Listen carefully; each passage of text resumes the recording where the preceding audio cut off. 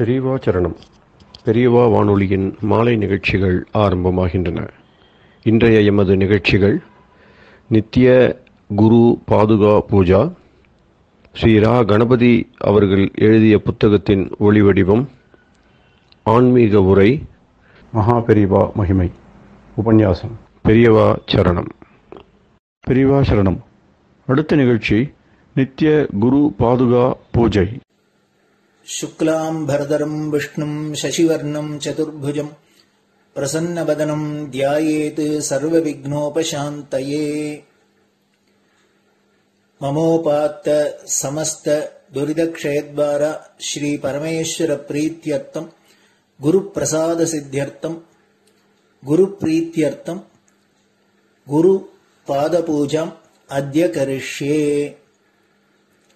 गुरुर्ब्रह्मा गुरुर्विष्णुर्गुरुर्देवो महेश्वरः गुरुः साक्षात् परब्रह्म तस्मै श्रीगुरवे नमः। अपारकरुणा सिन्धुं ज्ञानदं शान्तरूपिणं श्रीचन्द्रशेखरगुरुं प्रणमामि मुदान्वहम्। सदाशिवसमारम्भां शङ्कराचार्यमध्यमाम् अस्मदाचार्यपर्यन्तां वन्दे गुरुपरम्पराम्.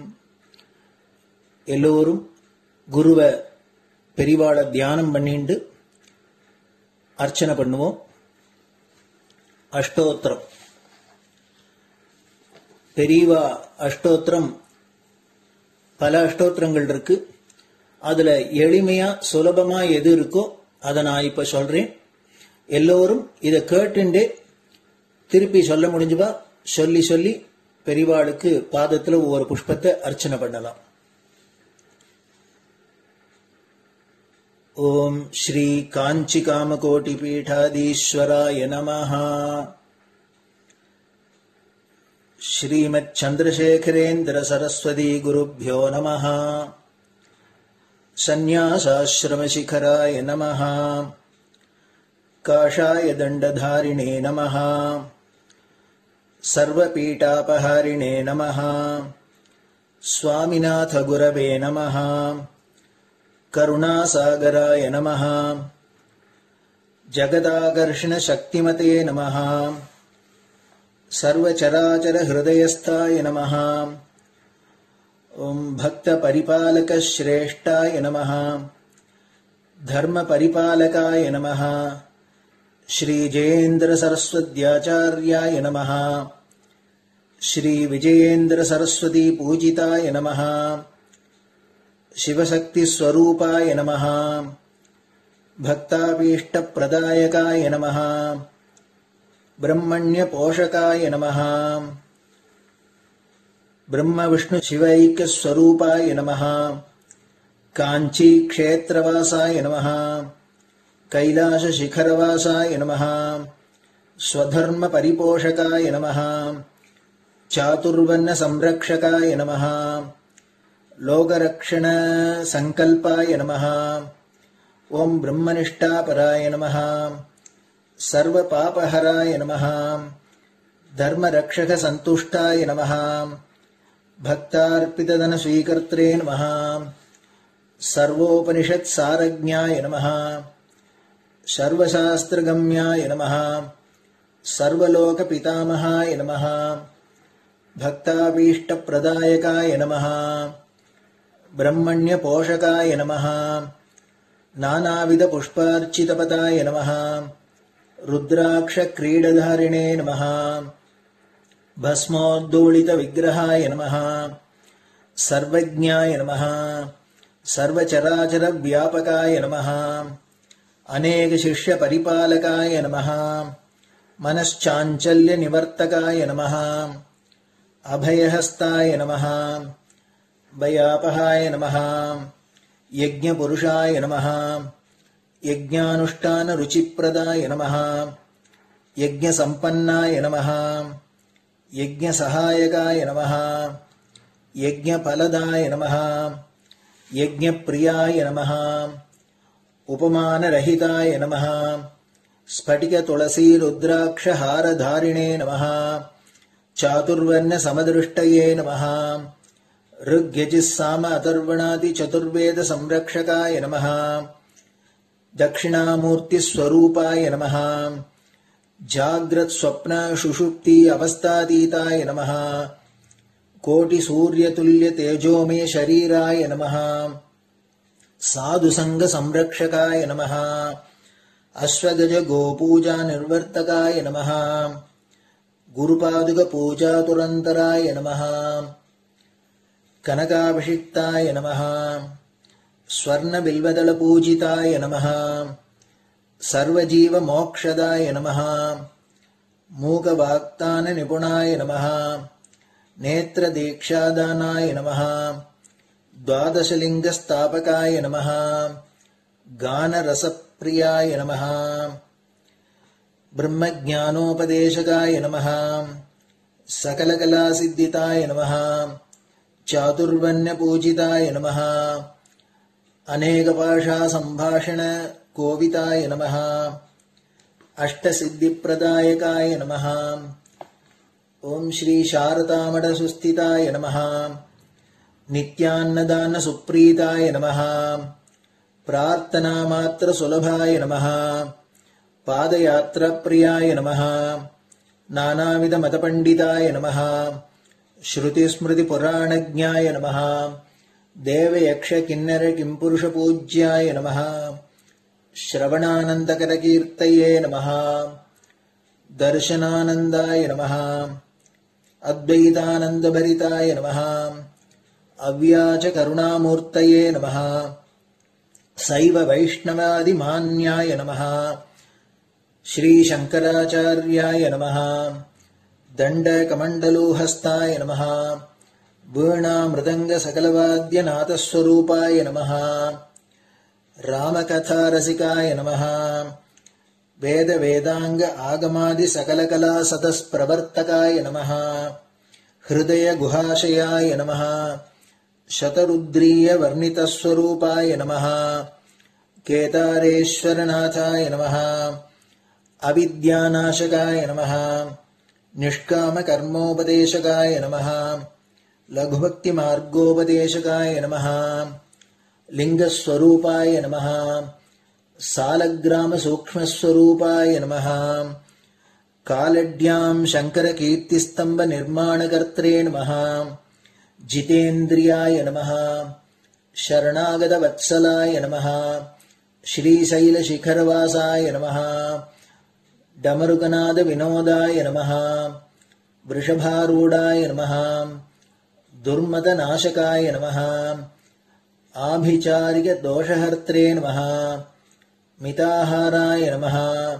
मृत्युविमोचक शक्त्याय नमः श्री चक्रार्चन तत्पराय नमः दासानुग्रह कारकाय नमः अनुराधा नक्षत्र जाताय नमः सर्वलोकख्यातशीलाय नमः वेंकटेश्वर चरण पद्म षट्पदाय नमः श्री महात्रिपुर सुंदरी समेत श्री चंद्रमौलीश्वर पूजा प्रियाय नमः श्रीमच्चंद्रशेखरेन्द्र सरस्वती सद्गुरु परब्रह्मणे नमः गुरुभ्यो नमः परमगुरुभ्यो नमः परमेष्टिगुरुभ्यो नमः परात्परगुरुभ्यो नमः गुरुपरम्पराभ्यां नमः गुरुपादुकाभ्यां नमो नमः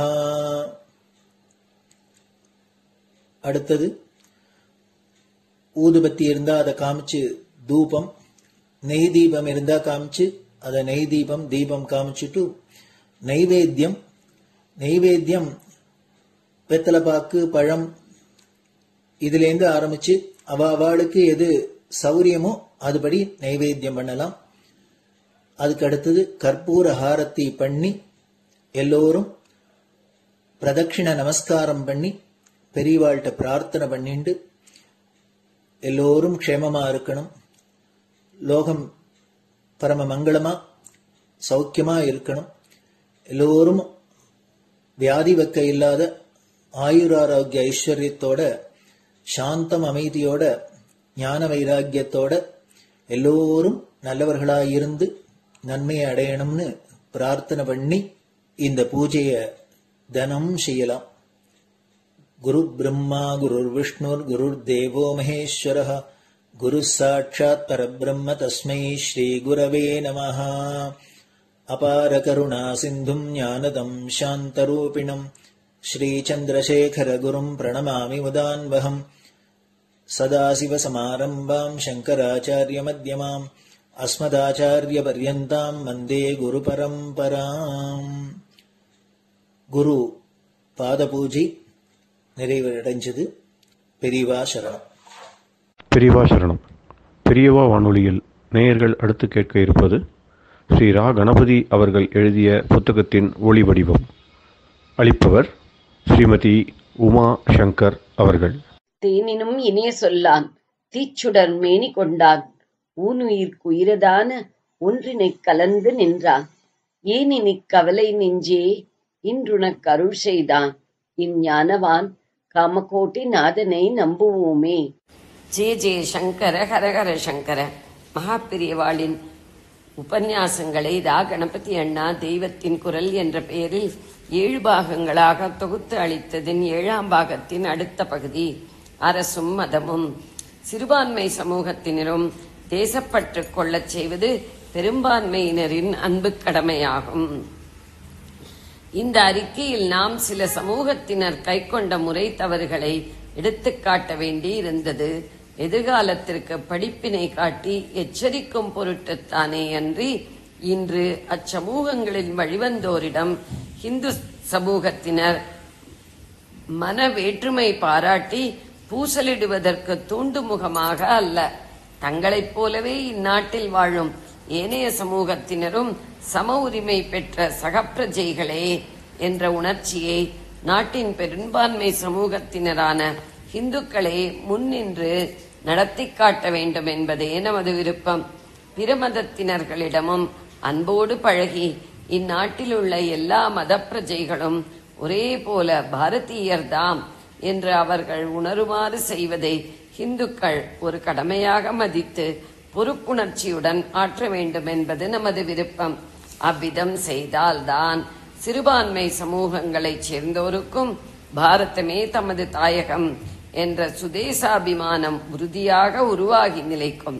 சுதந்திர போராட்டத்தின் கடைசி கட்டத்தில் ஒரு சிறுபான்மை சமூகத்தைச் சேர்ந்தோரில் பலருக்கு இதற்கு மாறான உணர்ச்சி அச்சமூக தலைவர்களாலேயே தூண்டப்பட்டு அதனால் நிகழ்ந்த உற்பாதங்களை நாம் மறவாதிருப்பின் இவ்வாறு சிறுபான்மையினருக்கு சுதேசாபிமானம் பாரதத்திடம் உறுதிப்படாவிடில் எதிர்காலத்தில் எத்துணை அபாயம் ஏற்படக்கூடும் என்று காண்போம்.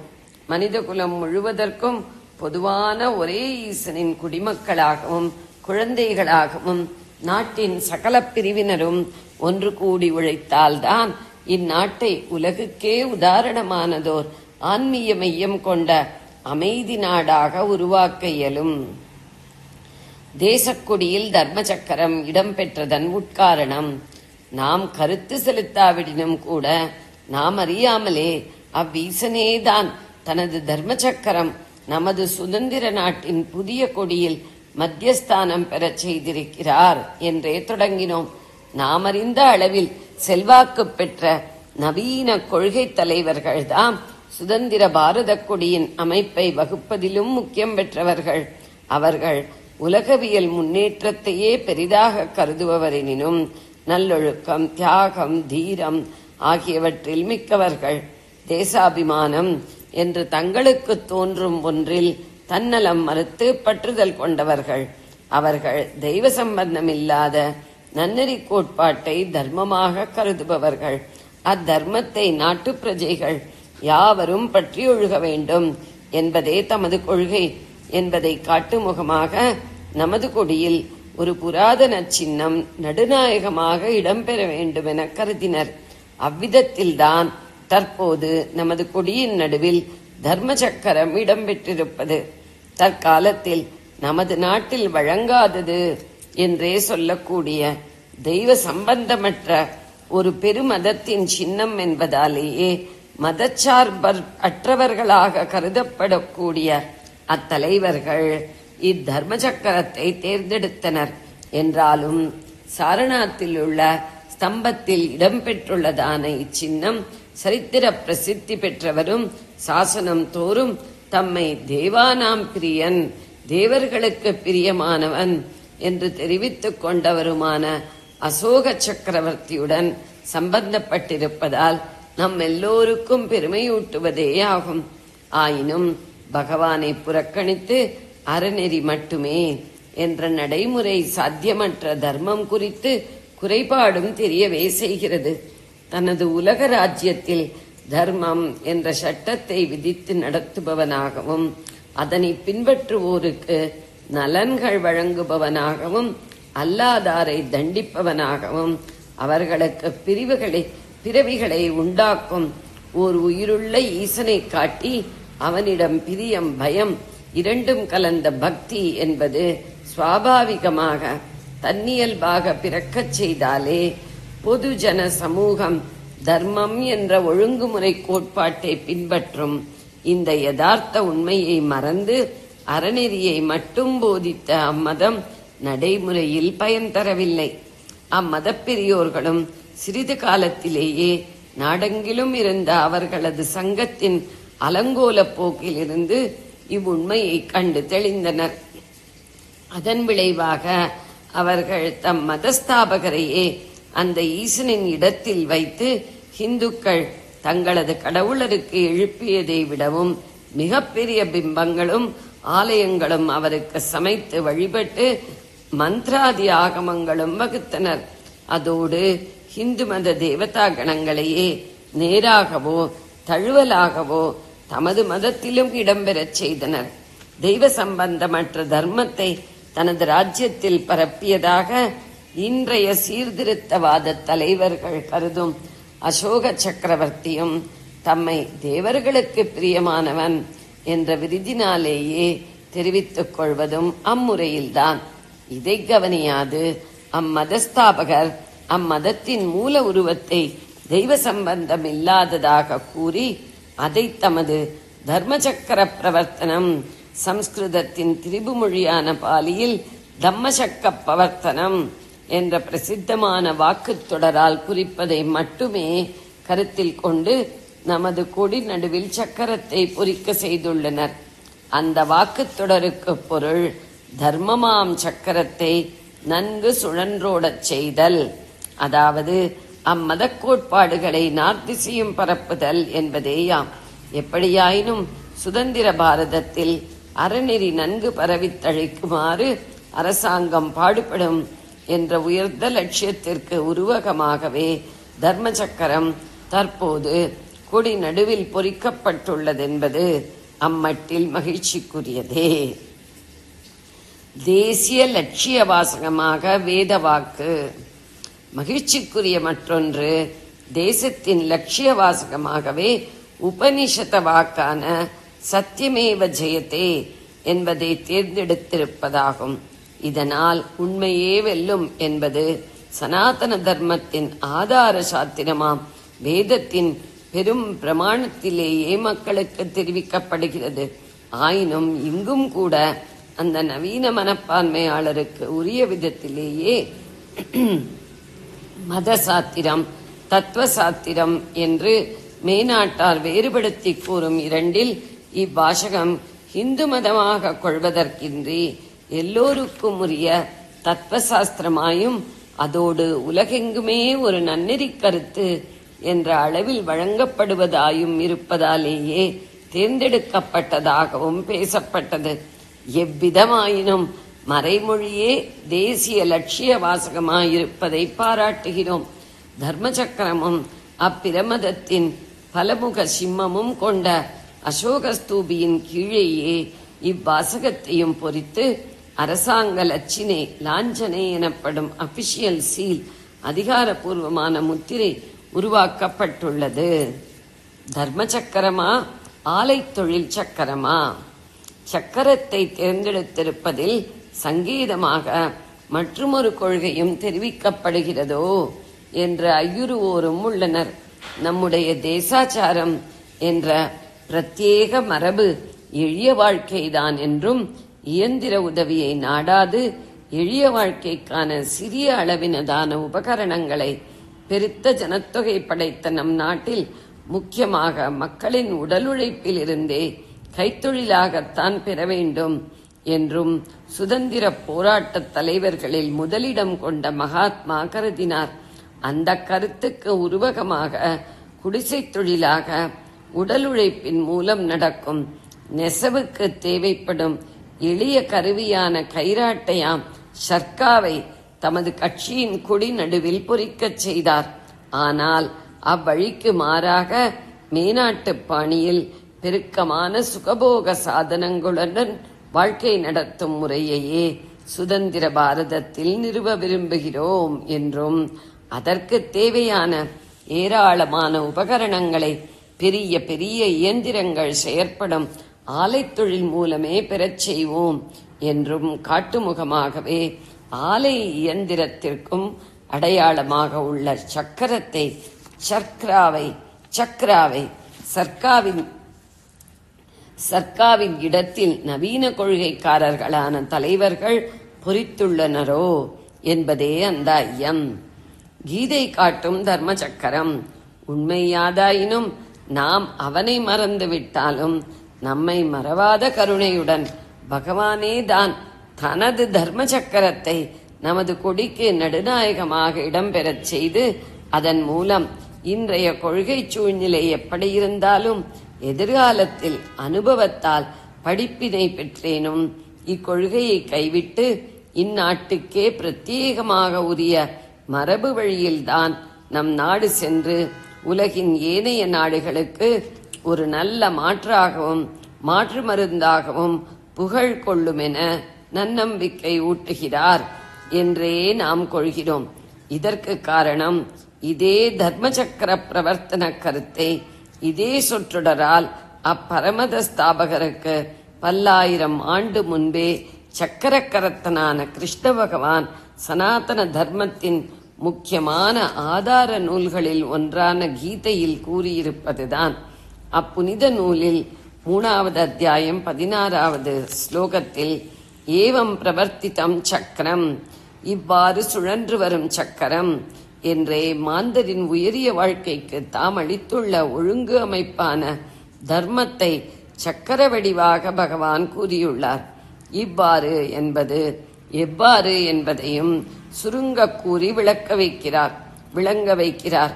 உயர் வாழ்வின் அமைப்புக்கு மைய இருசாக உள்ள தர்மம் என்பது காரணம், விளைவு, காஸ் அண்ட் எஃபெக்ட் என்று தொடர்ச்சியாக பல அம்சங்கள் கொண்ட ஒரு வெளிவட்டத்தின் சீரான சுழற்சியாகவே பரிணமிப்பதால் சக்கரமாக உவமிக்கப்படுகிறதென அங்கு காட்டுகிறார். அத்தொடரை மானுடன் என்ற இறுதி விளைவில் ஆரம்பித்து யாவற்றுக்கும் ஆதிகாரணமாம் பரம்பொருளுடன் முடிக்கிறார். ஒன்றையொன்று பற்றி செல்லும் 6 அங்கங்கள் கொண்டது அத்தொடர். அது யாது? ஜெய ஜெய சங்கர, ஹர ஹர சங்கர. பெரியவா சரணம். இந்நிகழ்ச்சியின் அடுத்த பகுதி நாளை மாலை இதே நேரத்தில் ஒளிபரப்பாகும். பெரியவா சரணம். பெரியவா சரணம். பெரியவா வானொலியில் நேயர்கள் அடுத்து கேட்க இருப்பது திரு கவிக்கண்ணன் அவர்களின் ஆன்மீக உரை. பெரியவா சரணம். ராம் ராம். ஸ்ரீ குருப்யோ நம. ஜெய ஜெய சங்கர, ஹர ஹர சங்கர. பெரியவா வானொலி நேயர்கள் அனைவருக்கும், மகா பெரியவாவுடைய பக்தர்கள் அனைவருக்கும் அடியேன் கவிக்கண்ணனின் அன்பு கலந்த நல்வாழ்த்துக்கள். ஜெய ஜெய சங்கர, ஹர ஹர சங்கர. ஸ்ரீ குருப்யோ நம. நம்ம இப்போ யது மகாராஜாக்கு தத்தாத்திரேயர் அவதூதர் தன்னுடைய குருமார்களை பற்றி ரொம்ப விவரமாக சொல்லிட்டு இருக்கிறத ஆராய்ச்சின்னு வந்துட்டுருக்கோம். நம்ம முதல்ல பூமியை பற்றி சொன்னார். பூமிக்கிட்டேருந்து நான் பொறுமையை கற்றுண்டேன்னு சொன்னார். பூமிக்கு அடுத்தாப்பில் அவர் என்ன சொன்னார் அப்படின்னு சொல்லி நம்ம பார்த்தோம்னாக்க வாயுவை பற்றி சொன்னார். அவர் வாயு பற்றி சொல்லும்போது எப்படி வாயு பல இடங்களை தாண்டி போகிறது, மலைகளை தாண்டி போகிறது, காடுகளை தாண்டி போகிறது, நதிகளை தாண்டி போகிறது, எதை தாண்டி எப்படி போனாலும் அது நல்ல வாசனையை தாண்டி போனாலும் கெட்ட வாசனையை தாண்டி போனாலும் எதையுமே அங்கங்கே விட்டுட்டு எதையுமே தான் ஒட்டாத போயின்னு இருக்கு அப்படின்றத பற்றி நாம்ளும் எங்கே போனாலும் எங்கே இருந்தாலும் எதுலேயும் ஒட்டாத இருக்கணும், எதுவும் நம்மளை பாதிக்கப்படாது அப்படின்ற சொல்கிறத நம்ம பார்த்தோம். இந்த வாயுவை பற்றி சொல்லும்போது ஒரு முக்கியமான ஒன்று, அது பஞ்ச பிராணம்னு சொல்லுவா. அந்த வாயு நம்ம உடம்புக்குள்ளே போகும்போது 5ஆ பிரியறதுன்னு நான் சொன்னேன். பிராணன், அபானன், வியானன், சமானன், உதானன்னு. பிராணனை தவிர மீது எல்லாமே அதுகள் அது வேலையை செஞ்சுட்டே இருக்கும் உள்ளுக்குள்ளே இருந்துட்டு. இந்த பிராணன் மாத்திரம் அந்த ஆக்சிஜன் சொல்கிறோம் இல்லையா, அது உள்ளுக்கும் வெளியிலையும் போயிட்டு வந்துட்டு ஒரு நாளைக்கு கிட்டத்தட்ட 15,000 16,000 தடவை அது சுவாசம் போயின்னு இருக்கு. அந்த பிராணன் இல்லைன்னு சொன்னாக்க இந்த ஜீவன் வெளியில் போயிடும், சைத்தன்யம் போயிடும். சைத்தன்யம் போயிடுதுங்கிறது தான் சில பேர்லாம் சொல்லுவா, என்னாச்சு அவர் செத்து போட்டாருங்க அப்படிமா. செத்து போயிட்டாருங்கிறதுல அது சத்து போயிடுதான். உள்ள இருக்கக்கூடிய சத்தானது, அந்த சைத்தன்யமானது அது வெளியில் போயிடுது. அந்த பிராணன் போன உடனே அந்த சத்தும் போயிடுது. அதை தான் வாழலாம் வந்து செத்து போயிட்டாங்க அப்படிங்கிறா இல்லையா. அது ஒரு சமயத்தில் பிரம்மா கிட்ட போய் பஞ்சேந்திரியங்களை ஞானேந்திரியங்கள் 5 போய் சொல்லித்தான், நாங்கள் இல்லைன்னா இந்த ஆத்மாவுக்கு ஒன்றுமே புரியாது, இந்த ஜீவனுக்கு ஒன்றுமே புரியாது, எல்லாத்தையும் அறியக்கூடிய சக்தியை நாங்கள் தானே பண்ணுறோம், அந்த தன்மாத்திரைகள் எல்லாம் உணரக்கூடியதை, எங்களுக்கெல்லாம் லீவு வேணும்னு கேட்டான். அவர் சொன்னால் ஒட்டுமொத்தமாக லீவில் போடக்கூடாதுங்களா, ஒருத்தர் ஒரு வாரம் போங்க அப்படின்னா. இது ஒன்று ஒரு வாரம் போச்சு. என்ன நினச்சிட்டு இருந்தது மனசுலன்னா, நம்ம இல்லைன்னு இல்லை அப்படின்ற மாதிரி.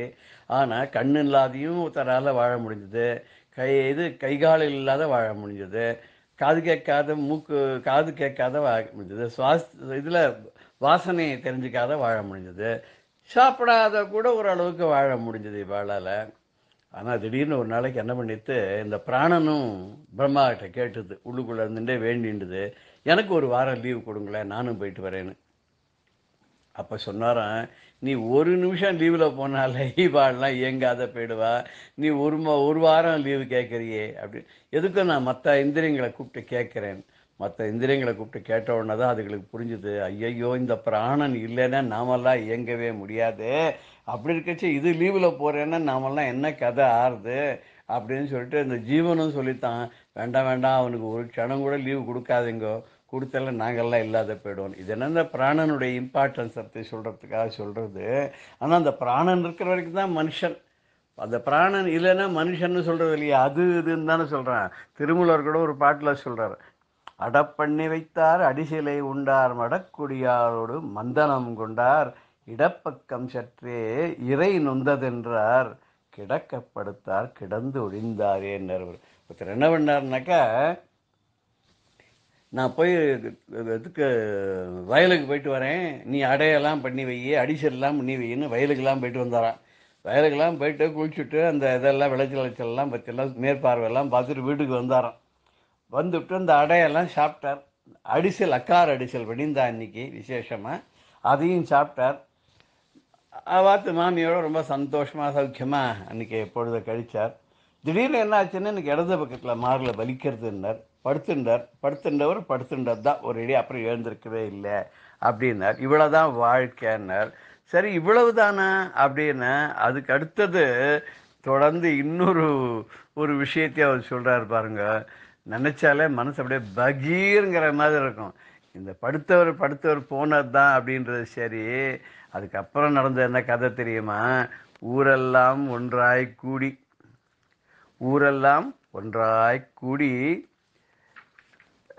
ஓவென்றொல்லிக்க அழுதிட்டு, அதுக்கப்புறம் பேரினை நீக்கி பிணம் என்று பெயரிட்டு, சூரை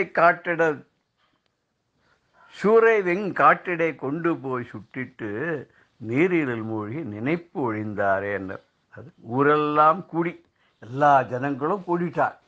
அடடா நேற்று வரைக்கும் இருந்தாரு, இதோ இப்போ அரை மணி நேரம் என்னுடைய பேசினாரே, என்னாச்சு அவருக்கு, என்னாச்சு. ஊரெல்லாம் அப்படி கூடினாலாம், ஒலிக்க அழுதுட்டு சொந்தக்காரெல்லாம் ஓன்னு அழுதாலாம். ஐயோ இவர் எவ்வளோ பேருக்கு எவ்வளோ நல்லதெல்லாம் பண்ணியிருக்கார், இவர் இல்லாத எங்களுக்கெல்லாம் கை ஒடிஞ்ச மாதிரி ஆயிடுத்தே, இவர் மாதிரி நல்ல மனுஷா கிடைப்பாளான்னு. அடுத்த க்ஷணம் என்ன, அவருக்கு இன்னொரு பேர் வச்சுருந்தது முன்னாடி, அந்த பேரெல்லாம் எடுத்துவிட்டா. பேர் எடுத்துட்டு என்ன இனிமேல் என்னன்னு கூப்பிட்றா, அதுக்கு பேர் பிணம்னு பேர் வச்சுவிட்டா.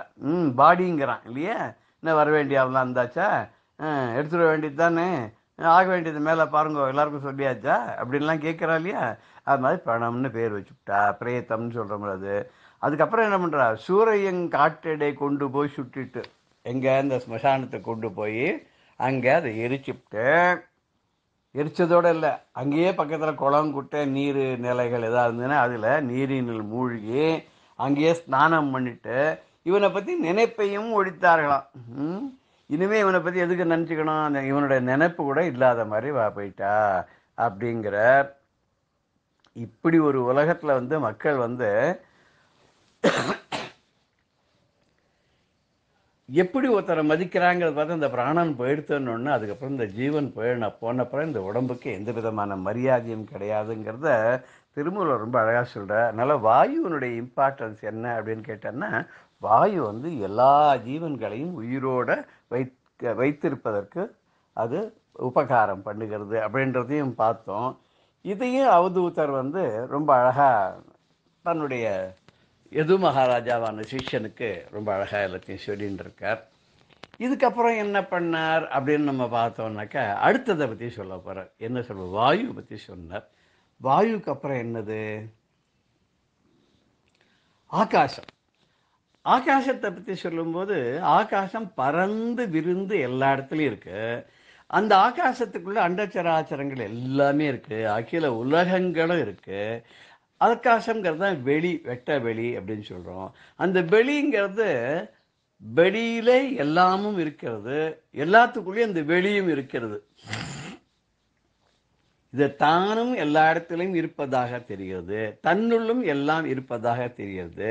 ஆனால் வெளியின்னு ஏதாவது ஒரு ஜடப்பொருளோ இல்லை, அது ஜடப்பொருளும் இல்லை, திரவப்பொருளும் இல்லை, வாயு இல்லை, எதுவும் இல்லை. ஆனால் வெளிங்கிறது ஒன்றை பார்க்க முடியுமோ? பார்க்க முடியாது. ஏதாவது ஒரு பொருள் அங்கே இருக்கும்போது ஓ இது ஒரு வெளியில் இருக்கிறது அப்படின்னு தான் நம்மளால சொல்ல முடியாது. தவிர இந்த வெளிங்கிறதுக்கு தனியான ரூபம் இருக்கும். அது மாதிரி நாம்ளும் என்ன பண்ணணுமான்னா, எங்கே இருந்தாலும் எது நம்மகிட்டாலும் எதுவும் நம்மளது இல்லை. அண்ட சராச்சரங்கள் அந்த ஆகாசத்துக்குள்ளே இருந்தாலும் அது எதுவும் சொந்தம் கொண்டாடலை. அதே மாதிரி எல்லாத்துக்குள்ளேயும் அந்த ஆகாசம் இருந்தாலும் அந்த பராகாசமும் அந்த சிதாகாசமும் ஒன்று தான் அப்படிங்கிற மாதிரி அந்த பானைக்குள்ளே இருக்கிற ஆகாசம் பானை உடைஞ்ச பொண்ணு அது அப்படியே பெரிய ஆகாசத்தோட கலந்துடுற மாதிரி இந்த ஆத்மாவும் பரமாத்மாவும் ஒன்று தான். இது வந்து எதையும் சார்ந்து இல்லை, இதையும் எதுவும் சார்ந்து இல்லை, இதுக்கும் எதுவும் சொந்தமில்லை, இதுவும் எதுக்கும் சொந்தமில்லை அப்படின்னு அந்த ஆத்ம தத்துவத்தை புரிஞ்சுக்கணும் அப்படிங்கிறத நான் வந்து கத்துண்டேன் ஆகாசத்துக்கிட்டேருந்து அப்படின்னார்.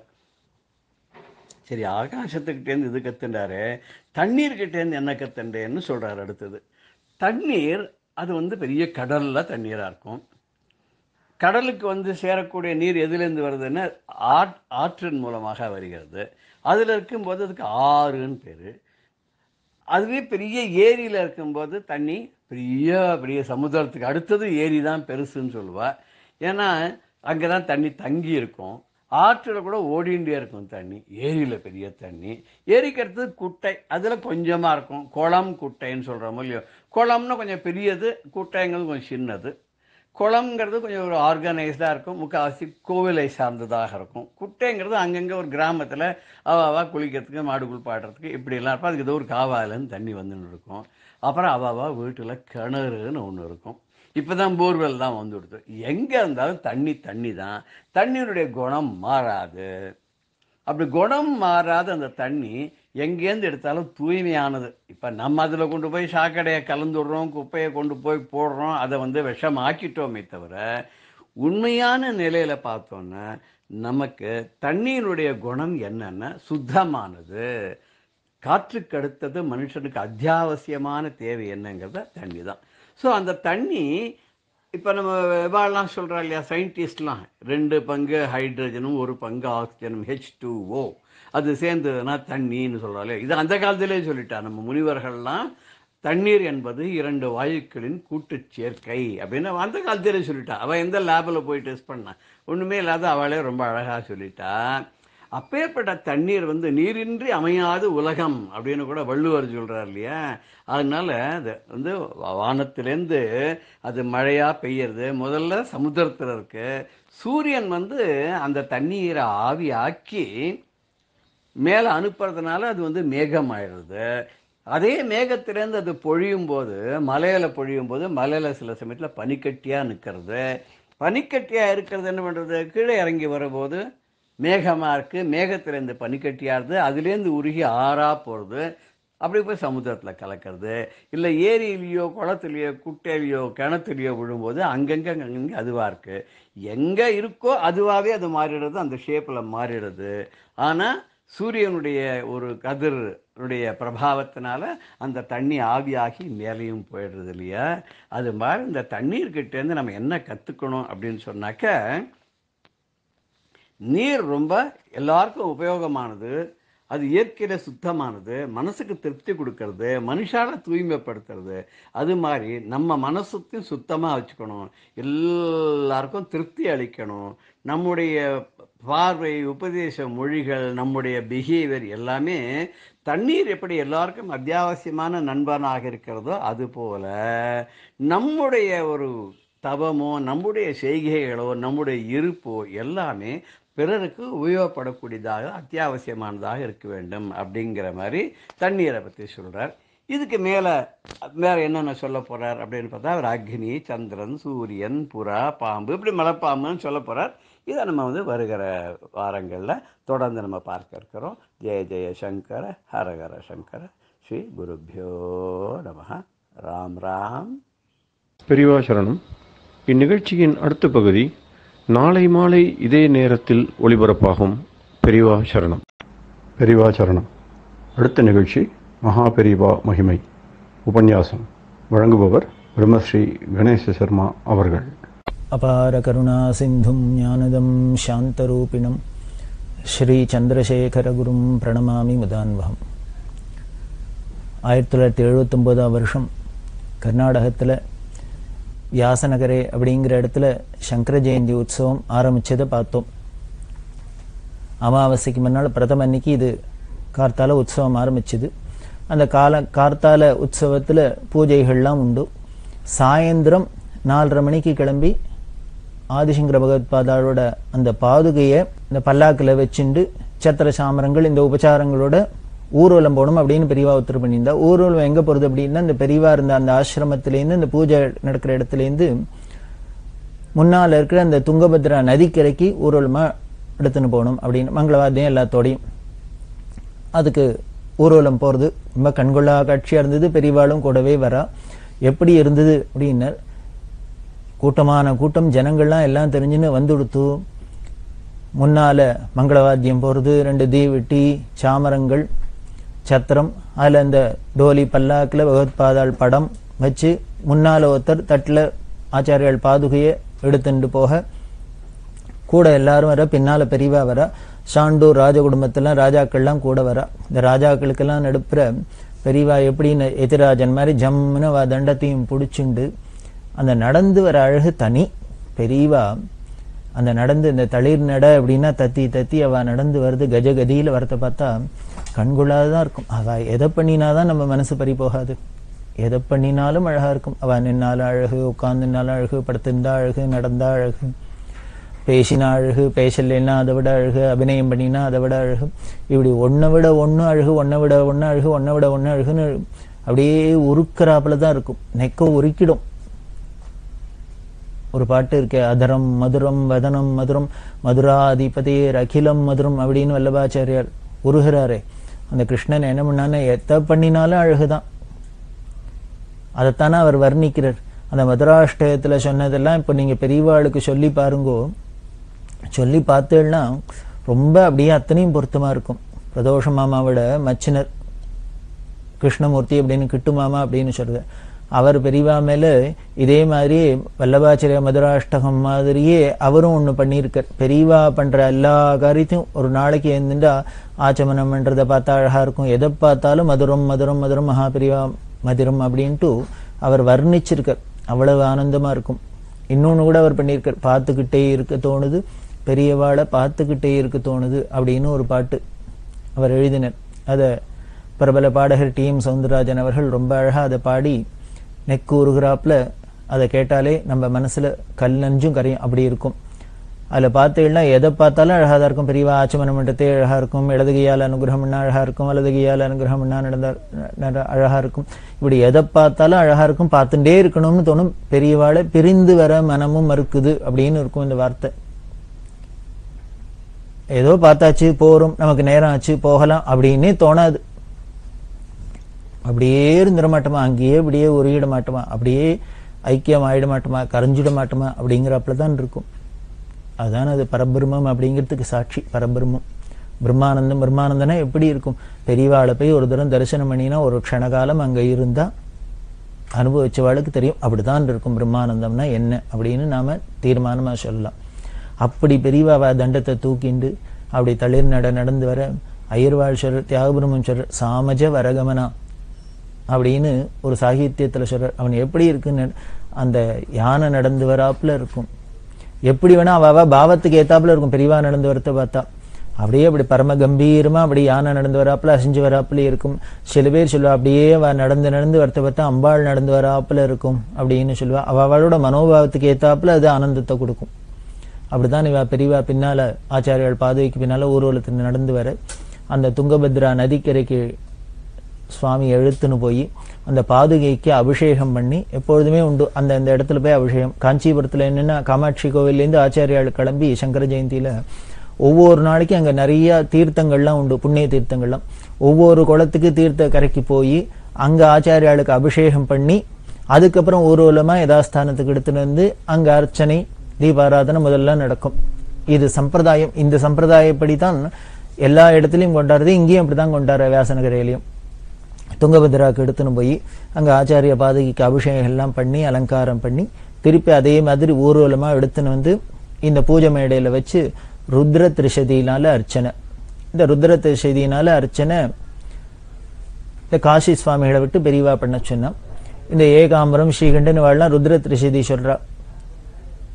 ஸ்ரீ ருத்ரத்தையே திரிசதியா 300 நாமாவளியா தானே பண்ணியிருக்கு. அந்த திரிசதியா சொல்லித்தான் சந்திரமௌலீஸ்வருக்காக இருக்கட்டும் எப்பொழுதுமே மடத்துல காஞ்சி மடத்துல திருகாலமும் சந்திரமௌலீஸ்வருக்கு பூஜை உண்டு. ஏன்னா பகவத்பாதால என்ன பண்ணினா கைலாசத்திலேருந்து பஞ்சலிங்கம் ஸ்படிகலிங்கம் கொண்டு வரத்தே இந்த காஞ்சிபுரத்துல அந்த யோகலிங்கத்தை ஸ்தாபிதம் பண்றதே ஆக்ஞை பிறப்பிச்சா. என்னன்னா இது 3 வேளையிலையும் வில்வத்தினால அர்ச்சனை பண்ணிட்டு இருக்கணும் அப்படின்னு. அதனால இன்னி வரைக்கும் 2500 வருஷமா விடாத, ஒரு நாள் விடாத, ஒரு வேளை விடாத இந்த ருத்ரத்தினால திரிசதியினால வில்வார்ச்சனை நடந்துட்டு வருது. அதே மாதிரிதான் ஆச்சாரியாளுக்கும் இந்த பாதுகைக்கும் பெரியவா ஆச்சாரியோட படத்துக்கும் ருத்ர திரிசதி அர்ச்சனை. இவாள்லாம் அர்ச்சனை சொல்றா. ஓம் நமோ பகவதே ருத்ராய அப்படின்னு எல்லாம் இவ ஆரம்பிச்சு சொல்றது. பெரியவா இன்னும் உறக்க சொல்லு. சில சமயம் பெரியவாளுக்கு காதுல விழாத மாதிரி இருக்கும் இல்லையா? அதனால இன்னும் எரிஞ்சு சொல்லு அப்படின்னா வேற ஒண்ணும் இல்லை. அந்த இடம் முழுக்கலும் அந்த ருத்ர திரிசதி பரவராப்புல, இந்த வேதகோஷம் பரவராப்புல, நாமாவளி பரவராப்புல அப்படியே என்னமோ பண்ணிவிடுவா பெரியவா. அந்த இடத்த அவ ஒரு இடத்துல சந்நிதியில இருந்தா அது காடா இருக்கட்டும், மேடா இருக்கட்டும், மலையா இருக்கட்டும், நதியா இருக்கட்டும், அங்க சௌரியம் இருக்கட்டும், இல்லாத இருக்கட்டும், அந்த பெரியவா போய் அவளோட அந்த சந்நிதியில என்னெல்லாம் ஒவ்வொரு காரியத்தையும் பார்த்தேன்னா அந்த இடம் முழுக்கலும் அப்படியே வைப்ரேஷன் அப்படின்னு சொல்லுவேன். அப்படியே அந்த தெய்வீகத்தை நிரப்பிடுவா. அது மாதிரிதான் இங்கேயும் அந்த இன்னும் எரிஞ்சு சொல்லுன்னு சொல்ல அந்த ருத்ர திரிசதி முடிஞ்சுது. திரிசதியெல்லாம் முடிஞ்ச உடனே தீபாராதனையெல்லாம் ஆகி மற்ற உபச்சாரங்கள்லாம் ஆக பெரியவாளை தண்டவந்தனம் பண்ணி எல்லாம் பண்ணா இதை பார்த்து இந்த வாழ்க்கெல்லாம் நெக்கு உருகித்து இதுக்கு மேலே இனிமே நாம கண்ணு 2 கண்ணு அடைஞ்சதுக்கு இதுக்கு மேலே நாம இனிமே காட்சி கிடைக்கிறதுக்கு வேற ஒண்ணுமே இல்லை. பெரியவா ஒரு சமயம் ஒவ்வொரு தர்மம் பூஜை பண்றத பார்த்தா போரும், அவ ஒரு புஷ்பாஞ்சலி பண்றத பண்ணி பார்த்தா போரும், அவ ஒரு தண்டவந்தனம் பண்றத பார்த்தா போரும். இதை நாம கண்ணால ஒரு தரம் பார்த்துட்டோம்னா போரும், பெரியவாளை ஒரு தரம் பார்த்துட்டா போரும். அதுதான் பாக்கியம். கண்ணு நமக்கு கிடைச்சதுக்கு நம்ம ஒரு மனுஷ ஜென்மா எடுத்ததுக்கு என்ன பலன் அப்படின்னு பெரியவாளை பார்த்துட்டோம்னா போரும். நமக்கு 2 காது இருக்கிறதுக்கு என்ன பலன்? இப்படி பெரியவாளோட பிரபாவத்தை, பெரியவா மகிமையை நாம சங்கரா தொலைக்காட்சி மூலமா தினம் பிராத காலத்துல கேட்கிறோமே, இது போரும் நம்ம ஜென்மாக்கு. இனிமே வேற ஒரு தபஸும் வேண்டாம். இந்த ஆனந்தமே போரும், இதுவே போரும், கைவல்யத்தை நேர கொண்டு வந்துடும். அப்படிதான் இருந்தது இந்த காட்சி. அதெல்லாம் முடிஞ்சோடனே அதுக்கப்புறம் எல்லாரும் சாயந்தரம் ஆயிடுத்து இல்லையா, இந்த சாயந்தரம் 6:30 மணிக்கு 4:30 மணிக்கு ஆரம்பிச்சா 6:30 மணி 7 மணிக்கு எல்லாம் முடிஞ்சுது. அதுக்கப்புறம் எல்லாரும் போய் பெரியவாளும் அனுஷ்டானத்துக்கு போனா, மற்றவாழ்லாமே எல்லா அனுஷ்டானத்துக்கு போயிட்டு அதுக்கப்புறம் ஆகாரம்லாம் பண்ணி அவ விஸ்ராந்திக்கு போயிடுவா. இப்படி முதல் நாள்லேருந்து ஆரம்பிச்சு பிரதமையிலேருந்து ஆரம்பிச்சு வரிசையா நடந்துட்டு இருக்கு. இதுல 3வது நாள் அக்ஷய திருதியை. அக்ஷய திருதியைங்கிறது ரொம்ப முக்கியமான நாள். இந்த அக்ஷய திருதியைக்காக என்ன பண்ணியிருந்தா, அதுக்கு முத நாள் ராத்திரி வேதரக்ஷண நிதி ட்ரஸ்ட் அப்படின்னு இருக்கு, அதை நிர்வாகம் பண்ணியிருந்தார் ஸ்ரீ அண்ணாதுரையங்கார் அப்படின்னு. அந்த அண்ணாதுரையங்கார் என்ன பண்ணா, அந்த வேதரக்ஷண நிதி ட்ரஸ்ட் மூலியமா பரீட்சையில பாஸ் பண்ணின குழந்தைகள் எல்லாம் எல்லாரையும் வித்தியார்த்திகள் வேத பாடசாலை பசங்கள்லாம் அழிச்சுன்னு பெரியவாசன் நிதிக்கு வந்திருந்தா பெரியவாளை தரிசனம் பண்ண. காரணம் என்னன்னா, வருஷா வருஷம் இந்த வேதம் படிக்கிறவாளுக்கெல்லாம் இந்த விஆர்என்டியில வேதரக்ஷண நிதியில ட்ரஸ்ட் மூலியமா பரீட்சை வைப்பா. பரீட்சை வச்சு அது அதாவது நான் எப்படி தேடி இருக்கா அப்படின்னு அவளுக்கு பரீட்சையில பாஸ் பண்ணினவாளுக்கு சம்பாவனை உண்டு. அந்த சம்பாவனையை வருஷா வருஷம் அக்ஷய திருதியை அன்னைக்கு பெரியவாசன் நிதியில கொடுக்கறது அப்படின்னு இன்னி வரைக்கும் நடந்துட்டு இருக்கு இது காஞ்சி மடத்துல. அது பெரியவாளோட மனோபாவம் தான். அந்த வேதமும் வேதம் படிச்சவாழ்ட்டையும் என்ன ஒரு பிரியம் அப்படின்னா, இந்த வேதம் படிச்ச குழந்தைகளுக்கெல்லாம் பரீட்சையில சம்பாவனை பண்றது ஏன் அக்ஷய திருதியை அப்படின்னு பெரியவா செலக்ட் பண்ணா அப்படின்னா, அன்னைக்கு அந்த அக்ஷய திருதியில எது பண்ணினாலும் அக்ஷயமா குறைவில்லாத வளரும். அக்ஷயம் அப்படின்னு க்ஷயம்னா குறைவு அப்படின்னு அர்த்தம், அக்ஷயம்னா குறைவு இல்லாததுன்னு அர்த்தம், அதாவது நிறைவுன்னு அர்த்தம். குறைவு இல்லைன்னா என்ன, நிறைஞ்சிருக்குன்னு அர்த்தம். அதனால அன்னைக்கு என்ன பண்றோமோ எந்த நல்ல காரியம் பண்றோமோ அது எல்லாமே நிறைஞ்சு இருக்கும், பூர்ணமா இருக்கும், எல்லாருக்கும் சந்தோஷமா இருக்கும், ஆனந்தத்தை கொடுக்கும். அப்படிங்கிறதுனால்தான் பெரியவா என்ன பண்ணா, இந்த வேதம் படிச்ச குழந்தைகள் எல்லாம் நிறைஞ்சு இருக்கணும், அதுகள் ஒரு கஷ்டமும் இல்லாத க்ஷேமமா இருக்கணும், சுபீட்சமா இருக்கணும். அப்படிங்கிறதுனால இந்த சம்பாவனையை அக்ஷய திருதி அன்னைக்கு பண்ண சொல்றது அப்படின்னு பெரியவா ஏற்பாடு பண்ணியிருந்தா. அதை பெரியவா சன்னதியிலேயே பண்ணணும் அப்படின்னு அவ விஆர்என்டியில் அண்ணாதுரைங்க அவெல்லாம் ஆசைப்பட, எங்க பெரியவா இருந்தாலும் இந்த குழந்தைகள்லாம் அதில் பாஸ் பண்ண குழந்தைகள்லாம் அழிச்சுன்னு வந்துருவா. அப்படி எல்லாரும் வந்திருக்கா. வந்திருந்தா அன்னைக்கு என்ன பண்ணா, எல்லாரும் போய் இந்த குழந்தைகள்லாம் ஸ்நானம் பண்ணிவிட்டு எல்லாம் அதுகள் அனுஷ்டானங்கள்லாம் முடிச்சுட்டு சந்தியாவந்தனம் சமிதாதனம் எல்லாத்தையும் முடிச்சுன்னு பெரியவாள்கிட்ட தரிசனத்துக்கு வந்தா. பெரியவாள்கிட்ட தரிசனத்துக்கு வந்தோன்னா அண்ணாதுரைங்கிற சொன்ன, இந்த குழந்தைகள்லாம் பாஸ் பண்ண குழந்தைகள்லாம் வந்திருக்கு, எல்லாரும் சம்பாவனை பண்ணணும் அப்படின்னு. பெரியவா ஒவ்வொருத்தையும் ஒவ்வொரு பசங்களையும் கூப்பிட்டு எல்லாரும் ஒவ்வொரு குழந்தையெல்லாம் வந்து வந்தனம் பண்ணுறது, அவளோட டீட்டெயில்ஸ் எல்லாம் விசாரிச்சுன்னு அவள் பேர் என்ன, எந்த வாத்தியார்ட்ட படித்தா, எந்த பாடசாலையில் படித்தா, பரீட்சையில் என்ன மார்க் வாங்கினா, ஃபர்ஸ்ட் கிளாஸில் பாஸ் பண்ணால என்னெல்லாம் பண்ணி, அப்புறம் சம்பாவனை என்ன, நியமாத்தியனமா பிக்ஷாச்சரியம் பண்ணின்னு இருக்காளா, இதெல்லாம் விசாரிச்சா பெரியவா. அதாவது நியமாத்தியனம், வேதாத்தியனத்தில் நியமாத்தியனம் அப்படின்னு ஒரு சிஸ்டம். நியமாத்தியனம் அப்படின்னா பரம்பரையா தன்னோட அப்பாட்டையே படிக்கிறது, வீட்டிலேயே இருந்துண்டு அந்த நியமத்தோட அப்படியே பரம்பரையா வருது. அதாவது ஸ்ரோத்ரியாள் அப்படின்னு பரம்பரையில தாத்தா அப்பா புள்ள பேரன் அப்படின்னு எல்லாரும் வரிசையா வேத வித்துக்களாவே இருந்தா, தாத்தாட்ட அப்பா படிச்சார், அப்பாட்ட புள்ள படிச்சது, புள்ளையிட்ட பேரன் படிச்சான் அப்படின்னு அப்படியே தொடர்ந்து வரும். அந்த சங்கிலி அறுபடாத இருக்கு. அதுதானே ரொம்ப முக்கியம். ரொம்ப வேதத்துக்கு அது முக்கியம், எதுக்குமே ரொம்ப முக்கியம். அது திடீர்னு நம்மளா ஒண்ணு பிடிச்சுக்கிறத விட அது அந்த பாரம்பரியமா குலதனமா வந்ததுனாலே அதோட சாநித்தியம் ஜாஸ்தி, அதோட பவரும் ஜாஸ்தி. அதனாலதான் பெரியவா அந்த நியமாத்தியனத்தை ரொம்ப சிந்தும் ஞானதம் சாந்தரூபிணம் ஸ்ரீ சந்திரசேகர குரும் பிரணமாமி முதான்வகம். வேதாத்தியானம் பண்றதே ரொம்ப முக்கியமானது பிக்ஷாச்சரியம் அப்படிங்கிறது. பிக்ஷை எடுத்து சாப்பிடணும் அப்படின்னு சொல்லியிருக்கு. இதை ரொம்ப பெரியவா வலியுறுத்தி சொல்லியிருக்கா. நீங்க தெய்வத்தின் குரல் எடுத்து பார்த்தீங்கன்னா அந்த பிக்ஷாச்சரியத்தோட பெருமையை, பிரம்மச்சரிய ஆசிரமத்தில் பிக்ஷை எடுக்கிறதுனால என்ன ஒரு லாபம், என்ன ஒரு பலன் அப்படின்னா, அந்த குழந்தைகளுக்கு அகம்பாவம் வராது இருக்கு.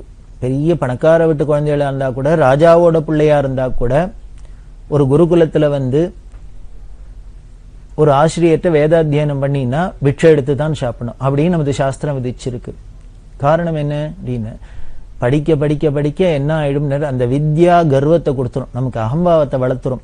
அந்த அகம்பாவம் வளராத இருக்கணும் அப்படின்னா, வித்தை ஏறுறதையே நமக்கு அந்த அகம்பாவமும் ஏறாத இறங்கணும் குறையணும் அப்படின்னா அதுக்கு ஒரு பெரிய மருந்து இந்த பிக்ஷாச்சரியம் அப்படிங்கிறது, பிக்ஷை எடுக்கிறது அப்படின்னு.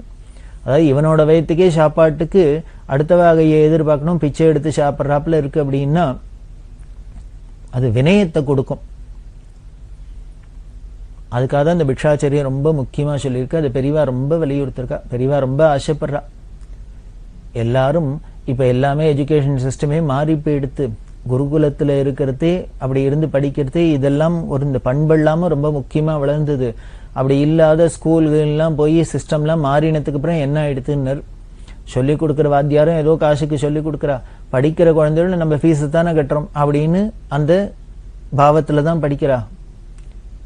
எந்த வித்தையை ஏற ஏற வித்யாம் வினய சம்பன்னாம் அப்படின்னு வித்தைகள் ஏற ஏற நமக்கு வினயம் வரணுமோ அடக்கம் வரணுமோ அதுக்கு நேர் ஆப்போசிட்டா ஆயிடுத்து. இப்போ ஸ்கூல் பசங்களை விட காலேஜ் பசங்களை விட இந்த பசங்க அப்படின்னு ஒருத்தருக்குத்தர் இன்னும் ஒரு அராஜகம், ரவுடித்தனம், அடாவடித்தனம் இதுதான் ஜாஸ்தியா இருக்கிறத பாக்கிறமே வழிய ஒருத்தரானும் அடங்கி ஒடங்கி ஒரு மரியாதையா ஒரு நாகரிகமா நடந்துக்கிறாப்புல தெரியல. அதுதான் வருத்தப்படுறா. அதுக்கெல்லாம் ஒரே மருந்து இந்த பிக்ஷாச்சரியம் அப்படின்னு, அந்த கர்வத்தை போக்கும், அடக்கத்தை கொடுக்கும் அப்படின்னு. அதனால பிக்ஷாச்சரியம் என்றால எந்த பாடசாலை அத்தியனம் பண்ணா வாத்தியாலும் எல்லாம் விசாரிச்சு ஒத்தொத்தருக்கும் பல மாதிரி பல கேள்வியெல்லாம் கேட்பா, குரு கேள்வியெல்லாம் கேட்பா. எல்லா பசங்களையும் விசாரிச்சு எல்லாம் பண்ணிவிட்டு எல்லாரும் தரிசனம் ஆனோன்னா என்ன பண்ணா, இந்த ஏகாம்பரத்தை கூப்பிட்டு, எனக்கிட்டு பசங்கள்லாம் வந்திருக்கு, சங்கர ஜெயந்தி உற்சவமா நடந்துருக்கு, நீ என்ன பண்ணு, அவ எந்தெந்த வேத சாக்கையோ, ருக்வேதிகள் இருப்பா, யஜுர்வேதி இருப்பா, சாமவேதி இருப்பா, எல்லா வேதிகளும் இருப்பா, அவளுக்கு சாகைக்கு ஏத்தாப்புல தனித்தனியா இடம் ஏற்பாடு பண்ணி கொடு, அவளெல்லாம் உட்காந்து பாராயணம் பண்ண சொல்லு, வேத பாராயணம் பண்ண சொல்லு அப்படின்னா. நீங்க பாட்டுக்கு பூஜை ஆரம்பிச்சு பண்ணிட்டு அவ ஒரு பக்கம் வேத பாராயணம் பண்ணிட்டுக்கிட்டோம் அப்படின்னு. உடனே அதுக்கு ஏத்தாப்புல இவர் என்ன பண்ணினார், ஏற்பாடெல்லாம் பண்ணி கொடுத்து அவளை அந்தந்த சாக்கைகளை வேத பாராயணம் பண்ண சொன்னா. பார்த்தா அப்படியே சதுர்வேதம் விண்ணப்பழக்க வாழ் இந்த குழந்தையெல்லாம் வேத கோஷம் பண்றது, இங்க மந்திர கோஷத்தோட ருத்ரம் சமகாதிகளோட அபிஷேகம். எய்தாவில் சாட்சாத் பரமேஸ்வரனா, பிரத்யக்ஷ பரமேஸ்வரனா பெரியவா உட்கார்ந்துன்னு இருக்கா. இன்னும் ராஜாதி ராஜாக்கள்லாம் அங்க கைங்கரியம் பண்ணிட்டு இருக்கா, சைவர்களா நின்று கைங்கரியம் பண்றா. பக்தர்களோட கூட்டமா இருக்கு. ஒரு பக்கம் அப்படியே நிர்மலமான துங்கபத்ரா வனப்பிரதேசம். இதெல்லாம் கொஞ்சம் கற்பனை பண்ணி பாருங்க. இப்படி சொல்றதையே நீங்களாவே மனசுக்குள்ள இதை அப்படியே ஒரு நினைச்சு பார்த்துங்க. அந்த சமயத்துல அந்த 79ஆம் வருஷம் வியாசநகரே சங்கர ஜெயந்தியில நாமும் பார்ட்டிசிபேட் பண்ணினுதான் அங்க ஒத்தரா இருந்த அனுபவமே வரும், கிடைக்கும். அது வரணும், பாவம் தானே, மனசுல நினைச்சுனோன்னா தானே வரும். அப்படி வந்ததுன்னால் அதுதான் பெரியவா பிரசாதம், அதுதான் பெரியவா அனுகிரகம். அப்படி இருக்க இந்த வேத பாராயணம்லாம் நடந்துட்டு பிரமாதமா எல்லாம் நடந்தது. அப்படி நடந்துட்டே இருக்கிறது. பெரியவா என்ன பண்ணினா, அன்னைக்கு முடிஞ்சு கொடுத்து இன்னும் மறுநாளைக்கு காத்தால என்ன பண்ணார், இவர் ஏகாம்பரம் ஸ்நானத்துக்கு வர்ற துங்கபத்ராக்கு. அப்போ இந்த குழந்தைகள்லாம் அழிச்சுன்னு இருந்திருக்க இந்த வேதரட்சிணி ட்ரஸ்ட் அண்ணாதுரைங்கார் என்ன பண்ணினார், இந்த ஏகாம்பரத்துல வந்து, அப்பா இந்த குழந்தைகள்லாம் அழிச்சுன்னு வந்திருக்கு, இந்த குழந்தைகளுக்கெல்லாம் கால வேளையில பாடசாலைன்னா பழைய இதெல்லாம் போடுவா, ஆகாரம் பண்ணி வச்சிருவா. இப்ப மத்தியான சாப்பாட்டுக்கு லேட் ஆகும், பாராயணம் எல்லாம் முடிஞ்சு பூஜை எல்லாம் முடிஞ்சு சாப்பிட்றதுக்கு எப்படியும் 1 மணி 2 மணிக்கு குறையாது ஆயிடும். அதனால கால வேளையில அதுகளுக்கு ஏதாவது ஒரு டிஃபனுக்கு ஏற்பாடு பண்ணினா பரவாயில்ல, ஏற்பாடு பண்றியா நீ, பண்ணிடணும் அப்படின்னு. ஆகாரத்துக்கு ஏற்பாடு பண்ணுவேன், குழந்தையெல்லாம் வந்திருக்கா, பாராயணம் பண்ற எல்லாம் பண்ண சாப்பாடு போடணுமே. இவா இருக்கிறதோ எங்கேயோ நதிக்கரையில ஃபாரஸ்ட்ல. ஏகாம்பரம் சொன்னார், இது ஸ்நானத்துக்கு போயிட்டு வந்து உங்களுக்கு பதில் சொல்றேன் அப்படின்னார். உடனே அண்ணாதுரைங்கார் சிரிச்சுட்டே, வரு போயிட்டு வந்து பதில்லாம் சொல்லக்கூடாது, ஏற்பாடு பண்ணணும் அப்படின்னார். நீ என்ன பண்ணுவே, இந்த முடியும் முடியாதுன்னு பதில்லாம் சொல்லக்கூடாது, எல்லாம் ரெடியா இருக்குன்னு சொல்லணும்ப்பா, ஏற்பாடு பண்ணணும், அதை இப்பயே சொல்லு அப்படின்னு. அவர் அப்படி சொன்ன உடனே என்ன பண்ணார், கூட கைங்கரியம் அவர்கிட்ட சொன்னார், இந்த குழந்தைகள்லாம் அழிச்சுன்னு வந்திருக்கா, இந்த குழந்தைகளுக்கெல்லாம் ஆகாரம் பண்ண என்ன பண்ணலாம் அப்படின்னா, அவர் சொன்ன, நாமளே எங்கேயோ இங்க வந்து இருக்கோம், ஏதோ நதிக்கரையா இருக்கு, காடா இருக்கு, நாமெல்லாம் இருக்கிறவா இங்க சாப்பிட்றதுக்கே எதுல சமைக்கிறது என்ன பண்றதுக்கு என்னன்னு தெரியாது துவச்சுட்டு இருக்கும். அவர் அழிச்சுன்னு வந்திருக்காரோ இல்லையோ, 40-50 குழந்தைகள் அழிச்சுன்னு வந்திருக்கார். இத்தனை பேருக்கு முடி நடுப்புற காட்டுல ஏதானே இடம் கிடைக்குமா, சௌரியம் இருக்குமா அப்படின்னு அவருக்கே தோண வேண்டாமோ? அவரே ஒரு சமயக்காரா பாத்திர மண்டலத்தெல்லாம் எடுத்துட்டு இத்தனை பேரை வரத்த ஒரு வேனை வச்சுன்னு அதெல்லாம் எடுத்துன்னு வருது ஒன்றும் பெரிய காரியம் இல்லையே, அவரே அதை ஏற்பாடு பண்ணிட்டு வர வேண்டாமா அப்படின்னு அவர் கோச்சுட்டார். இவாளுக்கே இந்த இங்கீதம் தெரியல அப்படின்னு அவர் கோச்சுக்கிறார். உடனே ஏகாம்பரம் சொன்னார், என்னப்பா பண்றது, வந்தாச்சு, பெரியவா அடுத்தது கேட்பா, பெரியவாளுக்கு நம்ம பதில் சொல்லி ஆகணும். அதனால நம்ம ஒண்ணு பண்ணுவோம், நம்ம இருக்கிற இந்த 10 பேர்ல 4-5 பேர் 2 பேர் ஏதான சமையலுக்கு போட்டோம். இந்த குமரேசன் இருக்காரு, இந்துவாசம் இருக்கான், வேதபுரி இருக்கா, பிரம்மச்சாரி ராமகிருஷ்ணன் இருக்கு. இந்த 4 பேரையும் வச்சுன்னு அந்த குழந்தைகளுக்கெல்லாம் தானே சமைக்க சொல்லிடலாம், அதுக்கு ஒரு இடத்த ஒதுக்கி கொடுத்து ஏதானு பண்ணலாம் அப்படின்னு. சரி ஏதோ பண்ணிதான் ஆகணும் அப்படின்னு யோஜனை பண்ணிட்டு இவ ஏற்பாடு பண்ணிட்டா. இவ ஸ்நானத்துக்கு வேணா வந்துட்டா, திருப்பி பூஜையெல்லாம் ஆரம்பிச்சு நடந்துட்டு இருக்கு. பெரியவானே ஏகாமிரத்தர் கூப்பிட்டா. அது சரி, இந்த குழந்தைகள்லாம் வந்திருக்கே, இந்த குழந்தைகளுக்கெல்லாம் சாப்பாட்டுக்கு என்ன பண்ண போற, ஆகாரத்துக்கு என்ன பண்ண போற அப்படின்னு கேட்டா. இவர் சொன்னார், இல்ல வேதபுரி குமரேசன் இந்துவாசம் அவள்லாம் சேர்ந்துட்டு சமையலுக்கு ஆரம்பிச்சுட்டா பண்ணிட்டு இருக்கா அப்படின்னு. அவ ஏற்பாடு பண்ணா போட்டுருவா. உடனே பெரியவா கேட்கிறா, அந்த வந்த குழந்தைகள்ல 4 பேர் வைஷ்ணவ குழந்தைகள் பார்த்தியா கவனிச்சியான்னு. அவ துவாதச திருமணிட்டு இருக்கா. நேத்திக்கு முதல்ல பெரியவா எல்லாரையும் பார்த்து இன்ட்ரடக்ஷன் பண்ணி பேசுறதே தான் எல்லாம் பெரியவா கிட்ட கூப்பிட்டு எல்லாம் பேசியிருக்காள். அந்த 4 குழந்தைகள் வைஷ்ணவளா இருக்கார். அழிச்சு இந்த அண்ணாதுரைங்கர் அவரும் வைஷ்ணவர். அவளுக்கெல்லாம் இங்க சேர்த்து சாதம் போடுவியான்னா. அவளுக்கு இங்கே தானே எல்லாருக்கும் ஒன்னா பந்தியில சாப்பாடா அப்படின்னா. இது ரொம்ப தர்ம சங்கடமான விஷயம். ஏகாம்பரத்துக்கு என்ன பதில் சொல்றதுன்னு புரியல. அன்னை பெரியவா எதுக்காகனா, பெரியவா இப்படிலாம் சின்ன சின்ன விஷயம் மாதிரி இருக்கும், அதெல்லாம் கவனிப்பா. ஏன் அவ சேர்ந்து சாப்பிடப்படாதா அப்படின்னா, நமக்கு ஒண்ணும் இல்லை, இவாளுக்கு போடுறவாளுக்கு ஒண்ணும் இல்லை. இந்த வைஷ்ணவத்துல வைஷ்ணவ சம்பிரதாயத்துல அவ குலாச்சாரப்படி என்ன, மதாச்சாரப்படி என்ன அப்படின்னா, மற்றவாளோட ஸ்மார்த்தாளோட சேர்ந்து சாப்பிட்றது, மற்றவாளோட பந்தியில சேர்ந்து சாப்பிட்றதெல்லாம் அவளுக்கு ஒரு சம்பிரதாயம் இல்லை. என்னமோ அவ வச்சுன்னு இருக்கா. இப்ப நம்மள்கிட்ட வந்துட்டதுனால அவளோட அந்த ஆச்சாரம் கெட்டு போகக்கூடாது. நமக்காக அவளோட ஆச்சாரத்தை விட்டு கொடுக்கப்படாது, காம்ப்ரமைஸ் பண்ணி கொடுக்கப்படாது. அதனால நம்ம என்ன பண்ணணும், யாரா இருந்தாலும் அவளுக்குன்னு என்ன ஆச்சாரம் உண்டோ அதை அவ கடைபிடிக்கிறதுக்கு பாதுகாக்கிறதுக்கு நாம சகாயம் தான் பண்ணணும். அப்படிங்கிறதுதான் பெரியவாளோட குறிக்கோள். இதுக்கு பேர் தான் சத்குருன்னு பேர். குரு குரு குரு அப்படின்னு சொல்றோம். சத்குரு சத்குருன்னு ஒரு பதம் சேருமே. சத்குருன்னா என்னென்ன, இப்படி பிராச்சீனமா தொன்று தொட்டு நமது மூதாதையர்கள்லாம் எப்படி எந்த வழியில நடந்துன்னு வந்திருக்காளோ, எதெல்லாம் ஃபாலோ பண்ணிட்டு வந்திருக்காளோ, எதெல்லாம் நம்பிண்டு வந்திருக்காளோ, அதுலயே நமக்கும் அதுலயே நம்பிக்கை இருக்கிறது, அதையே ஃபாலோ பண்றது, அந்த வழியிலே நடக்கிறதுக்கு பேருக்கு தான் சன்மார்க்கம்னு பேரு. அதை சொல்றவர் தான் சத்குருன்னு பேரு. ஏன்னா சாதுக்கள்லாம் நடந்து வந்த வழி, நாம ஒன்றும் புதுசா கண்டுபிடிக்க வேண்டாம், அதுல நாம நம்பிக்கையோடு போகணும். அதனால்தான் பெரியவா யாரா இருக்கட்டும், எந்த ஜாதியா இருக்கட்டும், எந்த மதமா இருக்கட்டும், எந்த சம்பிரதாயமா இருக்கட்டும், யாரு வந்தாலும் பெரியவாள்கிட்ட அளவில்லாத பிரியம் இருந்தா கூட, ஆனா அவளோட ஆச்சார அனுஷ்டானத்திலேயே அவ மத அனுஷ்டானங்கள்லயே காம்ப்ரமைஸ் பண்ணிக்க தன்னோட விஷயத்தை திணிக்கவே மாட்டா.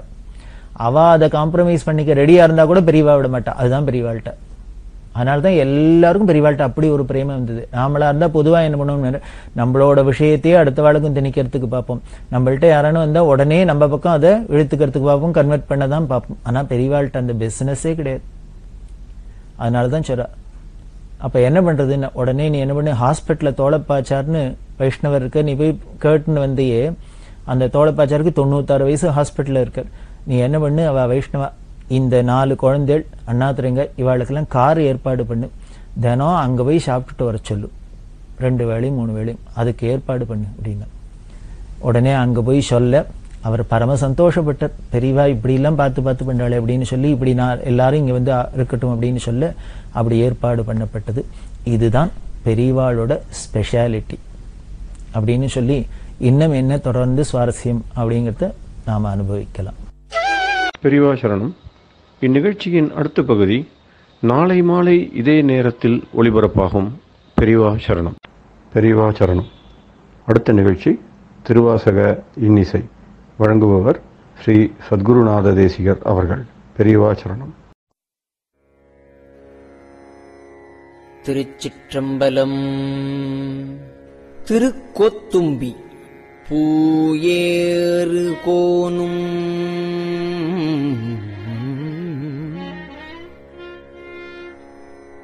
புரந்தரனும் பொற்பு அமைந்த நாயேறு செல்வியும்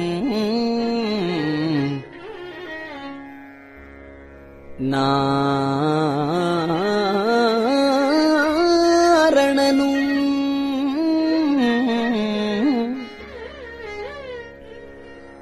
நான் மறையும்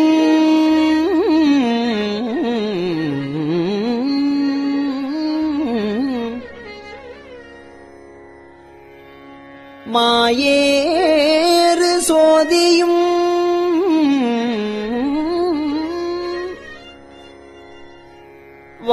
வானவரும் தாமரியா சேவேறு சேவடிக்கே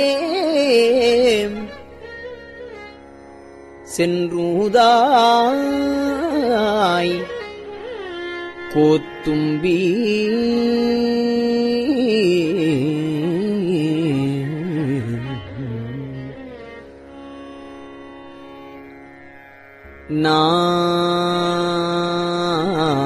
நானார்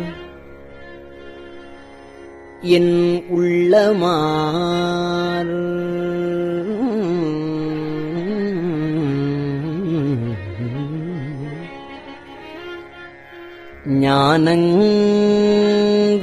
ஞானங்களாறு என்னை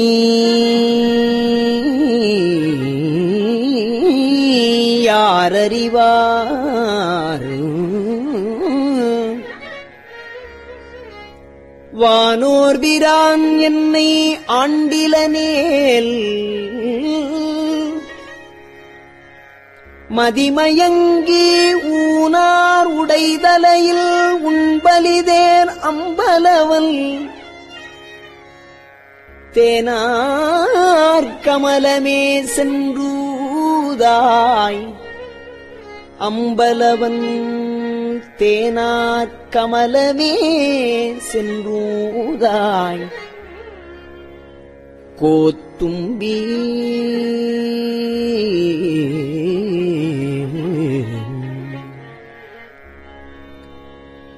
தினைத்தனை உள்ளதோர் பூவினில் தேன் உண்ணாதே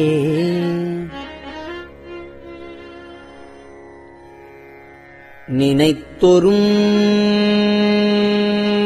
காண்தொரும் பேசுந்தொரும் எப்போதும்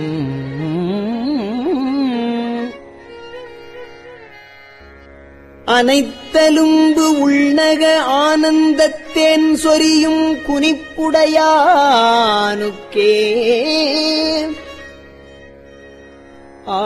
ஆனந்தத்தேன் சொரியும் குறிப்புடையானுக்கே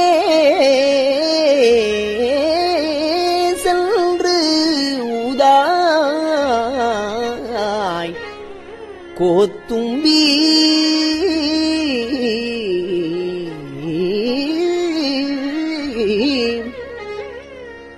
கண்ணப்பன் ஒப்பதோர் அன்பின்மை கண்டபின் என்னப்பன் என் ஒப்பில் என்னையும் ஆட்கொண்டு அருளி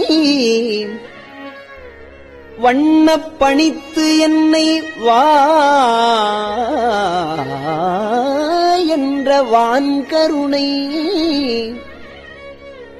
சுண்ணப் பொன்னீற்றற்கே சென்றூதாய் கோத்தும்பி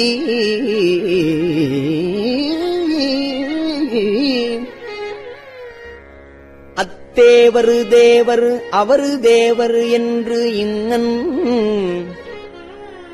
பொய்த்தேவு பேசி புலம்புகின்ற பூதலத்தே பத்தேதுமில்லாது என் பற்றற நான் பற்றி நின்ற மெய்த்தேவர் தேவர்க்கே சென்றூதாய் கோத்தும்பி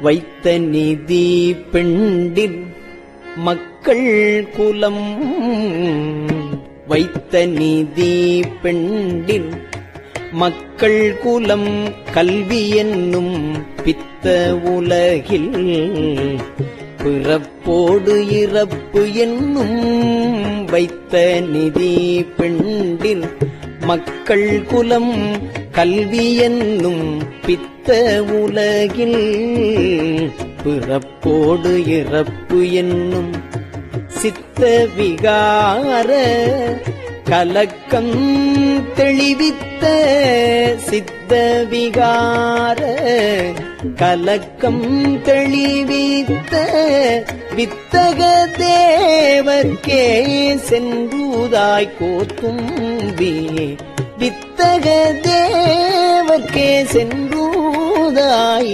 கோத்தும்பி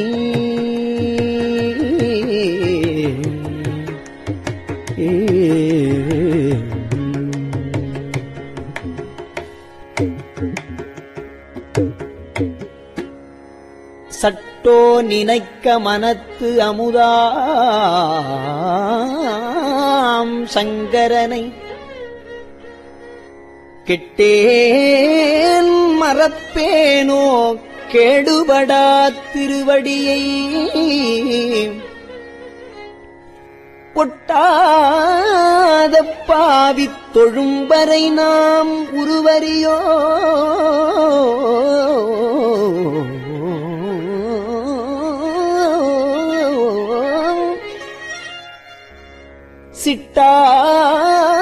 சிட்டாய சிட்டர்க்கே சென்றுதாய்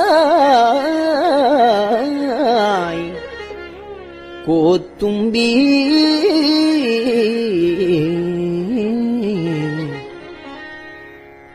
ஒன்றாய் முளைத்தெழுந்து எத்தனையோ கவடு விட்டு நன்றாக வைத்து என்னை நாய் சிவிகை ஏற்றுவித்த என் தாதைக்கும் எம் அனைக்கும் தம்பெருமா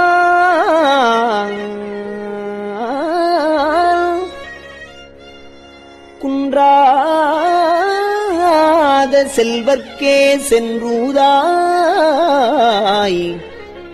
கோத்தும்பி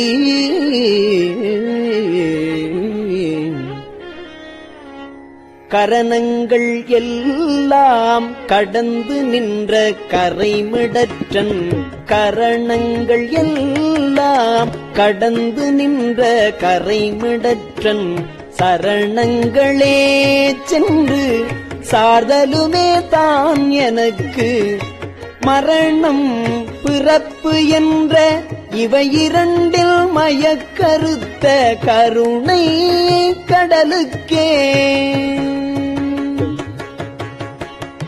மரணம் பிறப்பு என்ற இவை இரண்டில் மயக்கறுத்த கருணை கடலுக்கே சென்றுதாய்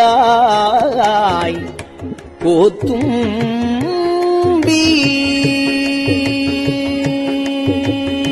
நோயுற்று மூத்து நான் நுந்துகன்றாய் இங்கிருந்து நாயுற்ற செல்வம் நயந்தறியா வண்ணமெல்லாம் நாயற்ற செல்வம் நயந்தறியா வண்ணமெல்லாம் தாயுற்று வந்து என்னை ஆண்டு கொண்ட தன்கருணை தேயுற்ற செல்வர்க்கே சென்றுதாய் கோத்தும்பி வன்னெஞ்ச கள்வன் மனவலியன் என்னாதே கண்ணெஞ்சுருக்கி கருணையினால் ஆண்டு கொண்ட அன்னம் திளைக்கும் அணிதில்லை அம்பலவல் பொன்னங்கழலுக்கே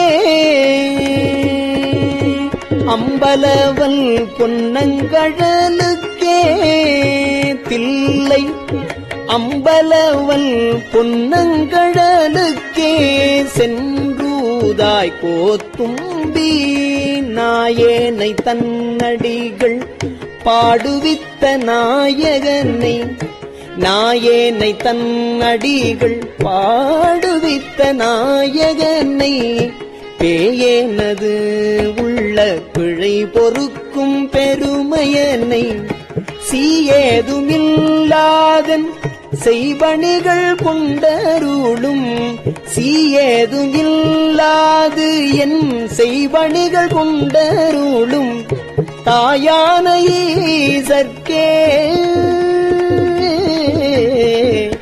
தாயான ஈசர்க்கே செங்குதாய் கோத்தும்பி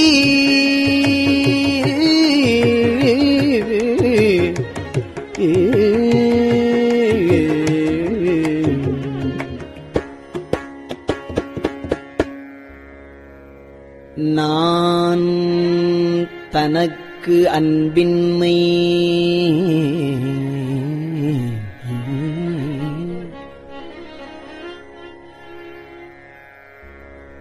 நானும் தானும் அறிவோம்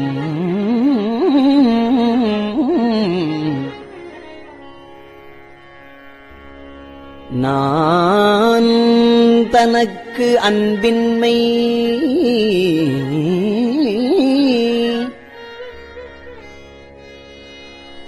நானும்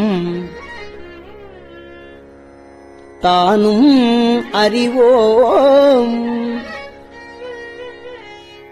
தான் என்னை ஆட்கொண்டது எல்லாரும் தாமறிவார்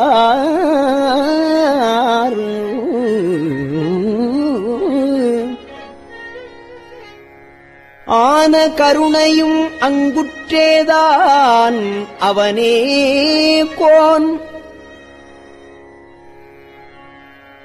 என்னை கூட குளிர்ந்தூதாய் கோத்தும்பி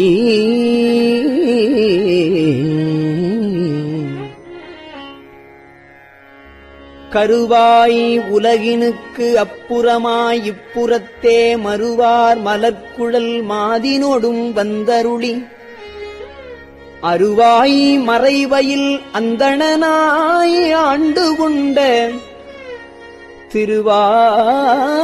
திருவான தேவர்க்கே சென்றுதாய் கோத்தும்பி நானும் என் சிந்தையும் நாயகனுக்கு எவ்விடத்தோம் நானும் என் சிந்தையும் நாயகனுக்கு எவ்விடத்தோம் தானும் தன் தையலும் தாழ்சடையோன் ஆண்டில நேல் வானும் திசைகளும் மாகடலும் ஆய வீரான் தேனுந்து சேவடிக்கே சென்றுதாய் கோத்தும்பி உள்ளப்படாத திருவுருவை உள்ளுதலும் கள்ளப்படாதன் களிவந்தவான் கருணை வெள்ளப்பிரான் எம்பிரான் என்னை வேறே வெள்ளப்பிரான் எம்பிரான் என்னை வேறே ஆட்கொள்ள பிரானுக்கே சென்றுதாய் கோத்தும்பி பொய்யாத செல்வத்தே புக்கழுந்தினாள் தோறும் மெய்யா கருதி கிடந்தேனை ஆட்கொண்ட ஐயா என் ஆருயிரே அம்பலவா ஐயா என் ஆருயிரே அம்பலவா என்றவந்தன் செய்யார் மலரடிக்கே சென்றுதாய் கோத்தும்பி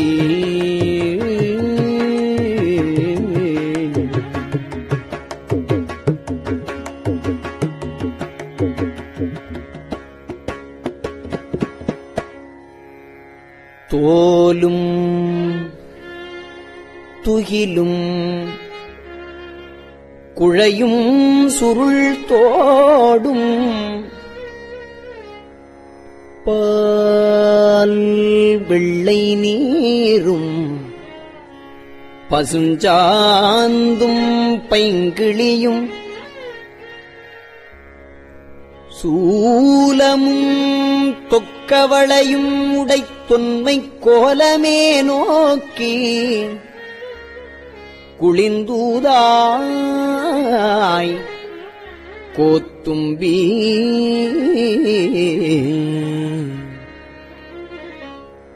கள்வன் கடியன் கலதி இவன் என்னாதே வள்ளல் வர வர வந்து ஒழிந்தான் என் மனத்தே உள்ளத்து உறுதுயரு ஒன்று ஒழியா வண்ணமெல்லாம் தெள்ளும் கடலுக்கே சென்றூதாய் கோத்தும்பி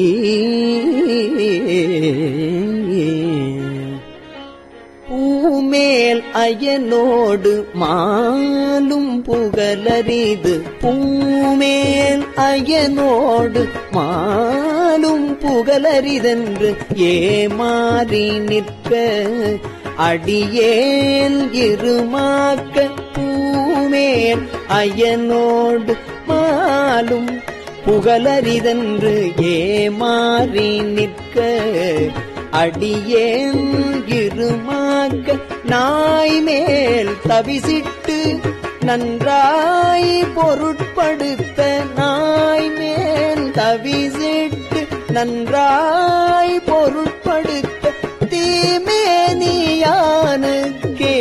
சென்றூதாய் கோத்தும்பி தீமேனியானுக்கே சென்றூதாய் கோத்தும்பி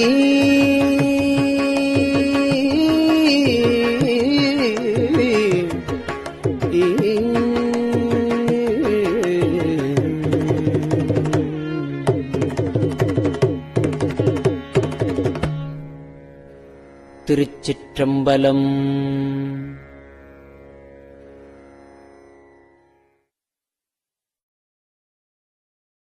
பெரியவா சரணம். இந்நிகழ்ச்சியின் அடுத்த பகுதி நாளை மாலை இதே நேரத்தில் ஒளிபரப்பாகும். பெரியவா சரணம். பெரியவா சரணம். பெரியவா வானொலியின் இன்றைய நிகழ்ச்சிகளின் நிறைவாக திருப்பொன்னூசல் வழங்குபவர் சத்குருநாத தேசிகர் அவர்கள். பெரியவா சரணம். திருச்சிற்றம்பலம். திருப்பொன்னூசல். மூன்றங்கிலங்கு நயனத்தன் மூவாத வாழ்ந்தங்கு தேவர்களும் காணாமலர் அடிகள் தேன் தங்கு தித்தித்து அமுதூரி தான் தெளிந்தங்கு ஊந்தங்கு நின்றூருக்கும் உத்தர கோசமங்கை போந்தங்கு இடை மருது பாடி குலமஞ்சை போன்றங்கு அனநடையீர் பொன்னூசலாடாமோ போன்றங்கு அனநடையீர் பொன்னூசலாடாமோ.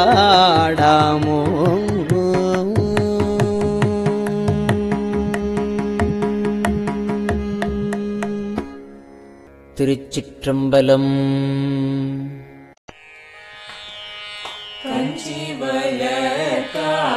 காமாட்சி தன் குழந்தாய் சங்கரரே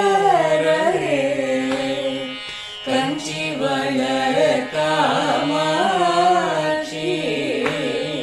தன் குழந்தாய் சங்கரரே குரு சந்திரசேகரரே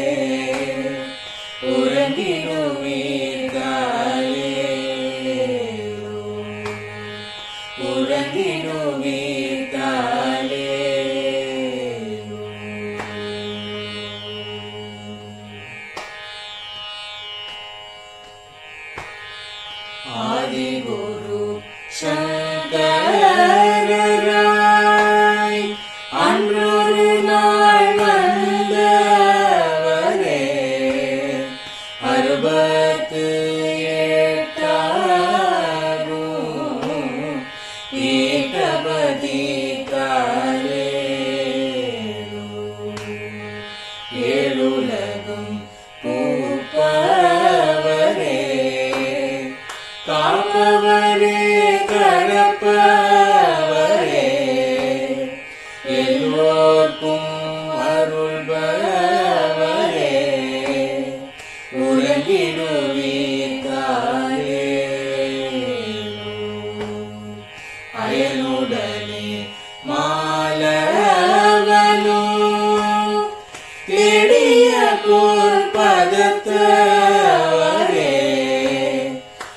மறைகள் சாற்றும் உயர் மலர்பதமே தாரே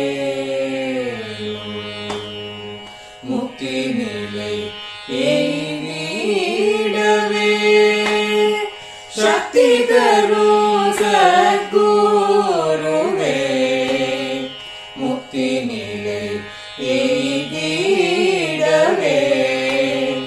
சக்தி தரும் சத்குருவே நித்தமெங்கள் நாவீசையில் நித்திரை கொள்தாரே நித்தமெங்கள் நாவீசையில்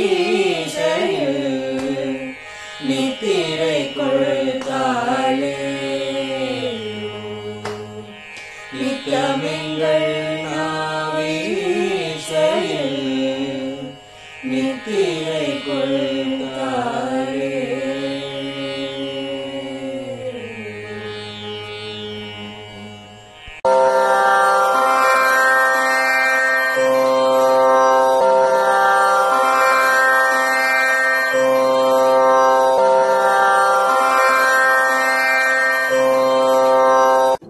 பெரியவா சரணம்.